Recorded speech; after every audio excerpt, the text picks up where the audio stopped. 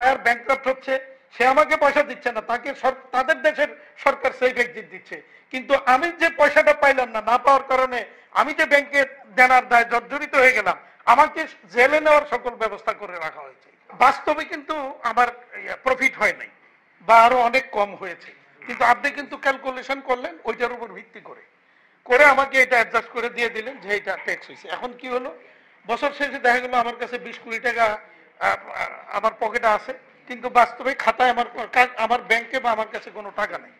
এখন income tax office যদি কালকে এসে বলে বা দুদক যদি এসে বলে যে আপনার তো এত কোটি টাকা প্রফিট হয়েছে, এই টাকা থাকার কথা, এই টাকা কই, তো ব্যাংকেও নাই, কোথাও নেই, তাহলে বিদেশ পাচার করছেন। এবার আরেকটা সাথে পড়বো আমরা, আবার এআইটিটা নেওয়া হচ্ছে, এআইটিটা রিফান্ড করার অথবা অ্যাডজাস্ট করার কোনো সিস্টেম আইনে বর্তমানে নাই, এবং সেটাকে আইন দ্বারা রহিত করা হয়েছে। তো এই যে ইস্যুগুলি, এরকম অনেকগুলি কমপ্লিকেটেড বেশ ইস্যুগুলি, এবং আমি একজন আমার যে ট্যাক্স ইয়েটা দেখে একজন বড় একটা আপনাদের চার্টার্ড অ্যাকাউন্টেন্ট ফার্ম, তো ওনাকে আমি বলেছিলাম যে আপনারা তাহলে এই যে এই সিস্টেমের যে গলদগুলি আছে এগুলি নিয়ে হাইকোর্ট একটা রিট করেন। কে করবে? কেউ তো করতে চায় না, আইনবিহারের বিরুদ্ধে রিট করতে চায় না হাইকোর্টে। তো আমি বললাম ঠিক আছে, আমি করব, রেডি করে দেন, আমি করবো এটা। কারণ এই ধরনের অন্যায়গুলি মেনে নেওয়া যায় না, যে অন্যায়গুলি আইন দ্বারা মানে মৌলিক অধিকার, মানবিক অধিকার পরিপন্থী আইন, এগুলিকে মানা যায় না।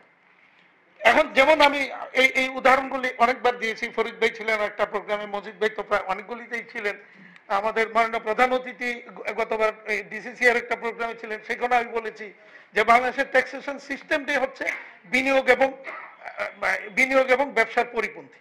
কেন পরিপন্থী? যেমন ধরেন আমার যে টাকাটা আপনারা নিয়ে গেলেন, তো আমি আমার সে মনে করেন যে পরিমাণ টাকা নিলেন তার মধ্যে আমার 1/3 বা 1/4 আমার ট্যাক্সেশন ফিগারটা হয়, ট্যাক্সেবল ফিগার।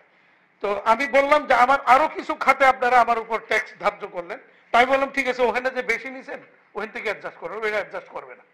তারপরে বলতেছে এত সারচার্জ ধরা হলো একটা, যে সারচার্জটা ওখান থেকে অ্যাডজাস্ট করে, বেশি তো নিছেন ওখানে, ওটা অ্যাডজাস্ট করে, ওখান থেকে অ্যাডজাস্ট হবে না। এরকম নানা জায়গায় আরো আমার উপর অনেকগুলি ট্যাক্স ফিগার ধরা হইল। তো ধরার পরে আমি যখন বললাম তাই এই টাকা তো আমার কাছে নাই, দেওয়ার মতো টাকা নাই, তা আমি তো টাকা দিতে পারবো না। তো টাকা না দিতে পারলে আপনার রিটার্নও দাখিল করা যাবে না, অর্থাৎ এই টাকা দিয়ে আমাকে রিটার্ন দাখিল করতে হবে, আদারওয়াইজ রিটার্ন দাখিল হবে না। তো এখন টাকাও দিতে পারছে না, রিটার্নও দাখিল হচ্ছে না। এই যে সিস্টেমগুলি, এগুলি আসলে আপনাদেরই মনে হয় কাজ করা দরকার, আপনাদের এগুলি নিয়ে কথা বলা দরকার। সরকারের এই জায়গাগুলিকে আপনাদের আমার মনে হয় দেখাই দেওয়ার দরকার, এগুলিকে সিস্টেম আনেন, সহজ করেন, তাহলে আমাদের কোনো আপত্তি থাকবে না। যেটা প্রত্যেকেই বলেছেন, আমিনুর রহমান ভাই যখন এনবিআর ছিলেন ওনার সাথে আমরা অনেক কাজ করেছি, যে আজকে উনি যেভাবে গঠনমূলক কথা বলেছেন, তখন কাজও কিন্তু উনি গঠনমূলক করেছেন। তখন ফরিদ ভাইয়ের সাথে কাজ করেছি আমরা, মানে সিস্টেমটা অনেকটা ইজি করার জন্য ওনারা কিন্তু আমাদেরকে নিয়ে কাজ করেছেন এবং সহজ করেছেন। এই সহজ যদি না করা যায় তাহলে কিন্তু এই যে আলোচনা হলো যে ভ্যাট 15%, এই 15%-এর ভয় কি হচ্ছে, এখন কেউ দিতে চায় না, এবং আন্ডারহ্যান্ড মানে এই যে ভ্যাটের ডিপার্টমেন্টের লোকজনের সাথে যোগসাজশ করে সেখানে ফাঁকি দেওয়ার ব্যবস্থা করে। এটাকে আপনি কমে আনেন, 5%-এ আনেন, 4%-এ আনেন, তাহলে সবাই দিতে ইন্টারেস্টেড হবে, সবাই দিবে, তখন কেউ আর ওই আন্ডারহ্যান্ড ইয়ে করতে যাবে না। তখন যে ঠিক আছে 4%, 3%, 4% ওকে দিয়ে দাও, আমরাও কন্ট্রিবিউট করতে চাই, দেশকে আমরা কিছু দিতে চাই, কিন্তু সেই জায়গায় যখন এই ধরনের সিস্টেম হয় তখন কিন্তু আমাদের জন্য এগুলো অসুবিধা হয়। আপনি ভ্যাটের কথা বলছেন, এই আমাকে বেশ কিছুদিন যাবৎ ভ্যাটের কমিশনার বা ওই ভ্যাটের লোকজনের সাথে প্রায় কথা বলতে ফোন করতাম, কারণ আমাদের লোকজন প্রতিনিয়ত আমাকে ফোন করে যে ভাই আমার গাড়িটা তো আটকায় রাখছে, 2 দিন যাবৎ গাড়িটা ছাড়ে না।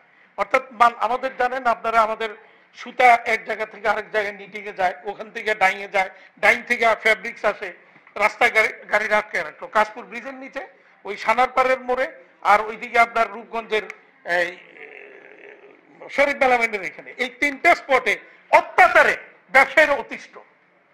তো আমি কমিশনার মহোদয়কে ফোন করলাম যে দেখেন, কোন কোন ক্ষেত্রে মূসক ফর্ম 6.4 থাকে, ওখানে লিখে দিছে, আমার কাছে এগুলি ছবি আছে, লিখে দিছে এটা ত্রুটিপূর্ণ। এই ত্রুটিপূর্ণ, তো আমি জিজ্ঞেস করলাম ওই মালিকের, ভাই তোমার এটা ত্রুটিপূর্ণ লাগছে, কি ত্রুটি?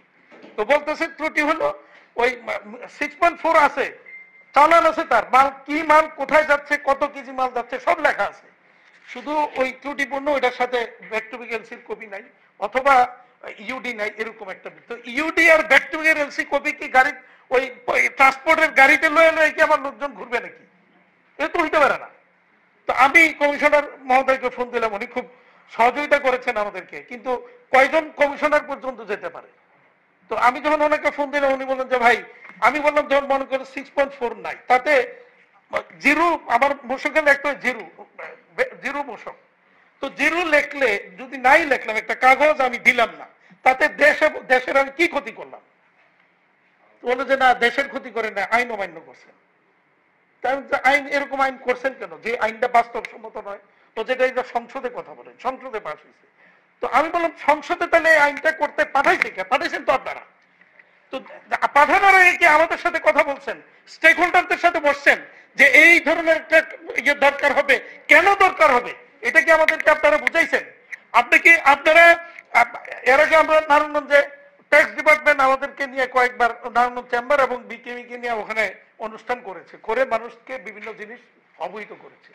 তো আপনারা এইভাবে প্রতিটা ডিস্ট্রিক্টে তো ভ্যাট বা কাস্টমসের বা ট্যাক্স ডিপার্টমেন্টের লোকজন এই ধরনের কিছু কাজ করতে পারেন, যে আমার এই ফর্মটা লাগবে, এই আইনটা হয়েছে, ব্যবসায়ীদেরকে এটা আপনারা অবহিত করেন।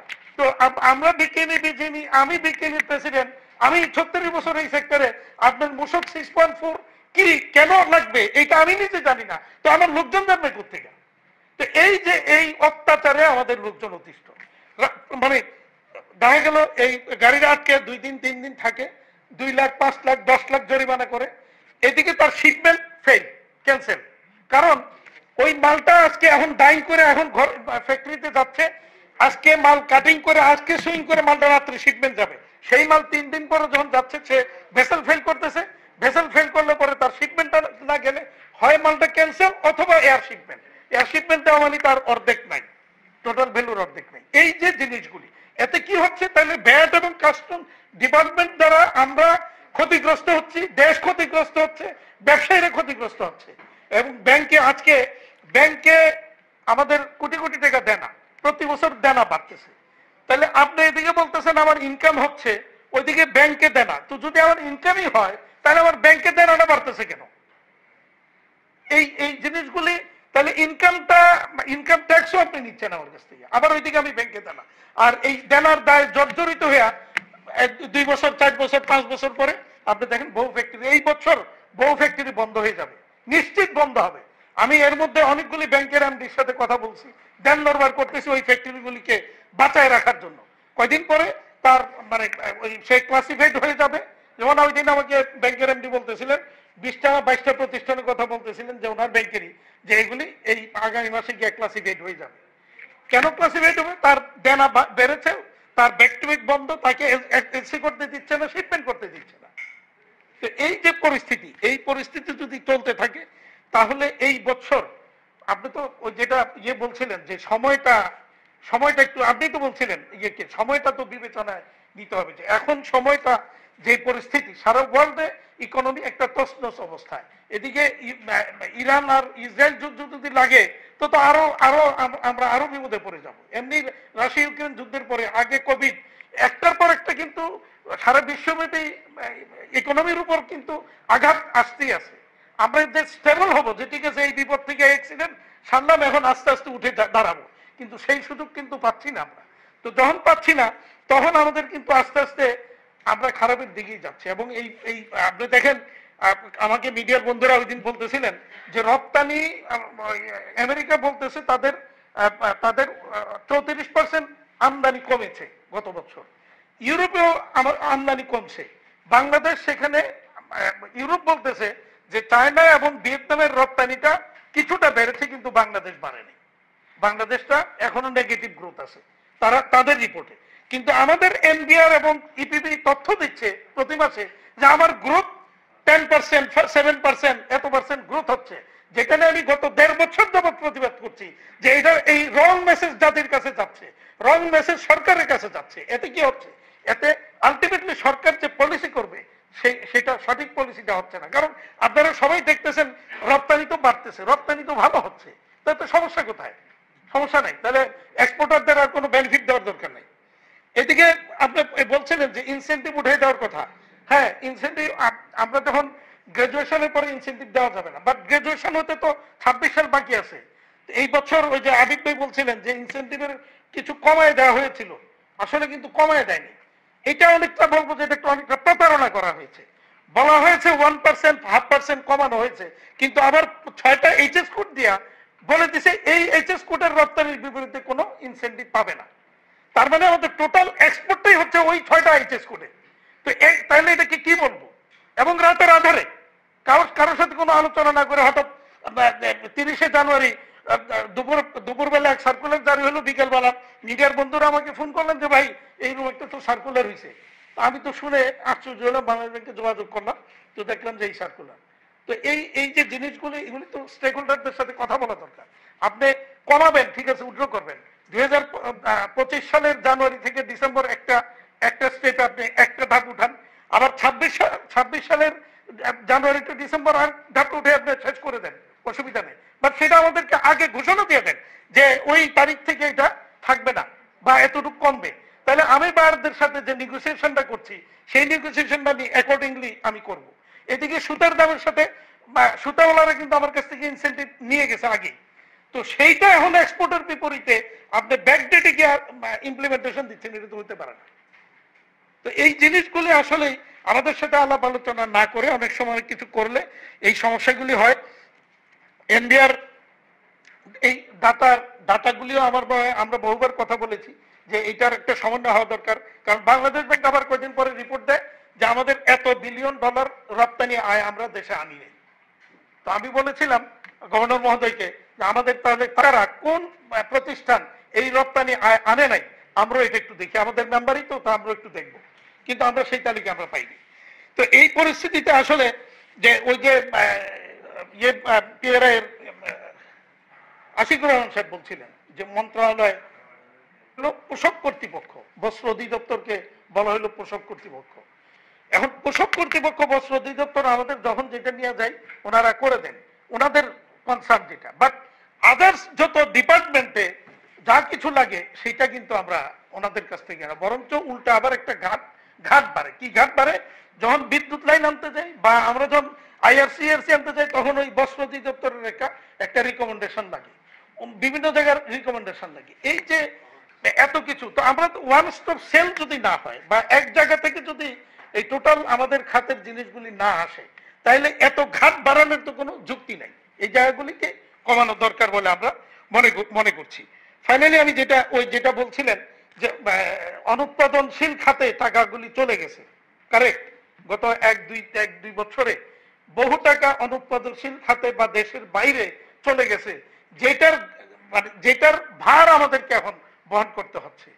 এখন আপনি আমাকে 9% ইন্টারেস্টে ইন্ডাস্ট্রি করার জন্য লোন দিলেন, এখন বলতেছেন 15%, 14%।